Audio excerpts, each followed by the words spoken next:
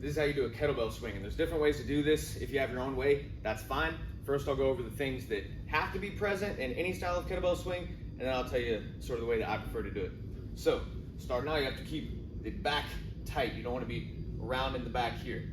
With a kettlebell swing, this is for the posterior chain, the muscles on the back side of the body, the hamstrings, the glutes, and the back here.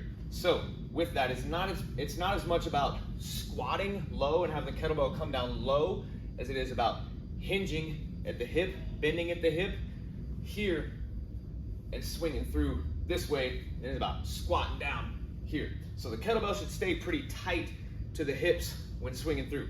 Second, you don't want to try to control the weight down too much. You want to let it swing and let it have that momentum.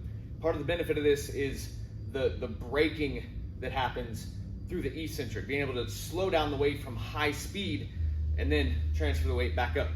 So, starting out with a little swing, staying tight to the hips, extending, popping up.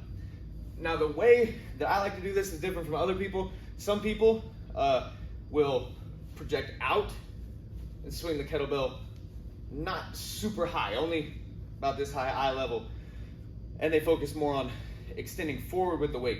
When I do this, I think more about producing upward force, and I think about trying to bring the kettlebell more in a straight line upwards and producing force up than producing force out with the hips. So as opposed to coming here and swinging forward, I like to think more upward with the weight. And I do shrug and keep the weight a little bit closer. And I don't recommend going full overhead, especially if you're not really familiar with the movement, because it's easy to go too far and topple over backwards. So, all together with the kettlebell swing, chest out, shoulder back, back tight. Get a little swing to start, coming through tight to the hips, extending, swinging up only to about this angle, not fully overhead. Let the weight swing, use that momentum to swing back up, keeping the chest out the whole time. That's how you do. One more little detail. Make sure you're producing a lot of power on these. This is not like just a slow strength movement. This is a powerful, explosive movement.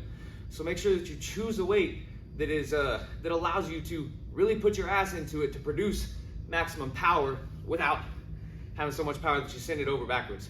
And try to produce force quickly and explosively. That's how you do a kettlebell swing.